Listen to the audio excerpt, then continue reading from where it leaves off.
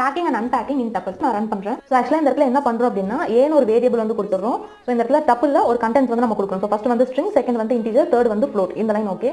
So second லைன்ல என்ன பண்றோம் அப்படின்னா இந்த இடத்துல நான் வந்து 3 வேரியபிள் நேம் கொடுத்துருக்கேன். So name, age, height. So அதை வந்து நான் இந்த இடத்துல ஒரு டப்பிள்குள்ள கொடுத்துருக்கேன்.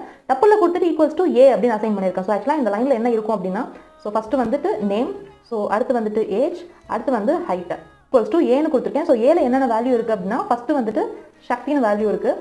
அதுக்கப்புறமேட்டு செகண்ட் என்ன நம்பர் இருக்கு அப்படின்னா 23 ஒரு நம்பர் இருக்கு. தேர்ட் என்ன இருக்கு அப்படின்னா 5.6 அப்படின்னு இருக்கு.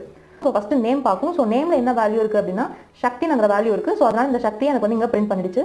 ஸோ செகண்ட் வந்து ஏஜ். ஸோ செகண்ட் ஏஜ்ல என்ன வேல்யூ இருக்கு அப்படின்னா 23ங்கிற வேல்யூ இருக்கு. ஸோ இந்த 23ங்கிற வேல்யூ எனக்கு இந்த இடத்துல பிரிண்ட் பண்ணிடுச்சு. ஸோ நெக்ஸ்ட் என்ன இருக்கு அப்படின்னா ஹைட்னு ஒரு வேரியபிள் இருக்கு. ஸோ ஹைட்ங்கிற வேரியபிள் நம்மளுக்கு என்ன கண்டென்ட் இருக்கு அப்படின்னா 5.6 ஸ்டோர் ஆயிருக்கும். ஸோ அது நம்மளுக்கு இந்த இடத்துல பிரிண்ட் ஆகிருக்கு. ஸோ நம்ம ஒரு வேரியபிள்ஸை நம்ம வந்து இதே மாதிரி ஒரு டப்புல கொடுத்து சேவ் பண்ணிட்டு ஸோ நெக்ஸ்ட் வேரியபிள் நேம்ஸ் நம்ம இந்த மாதிரி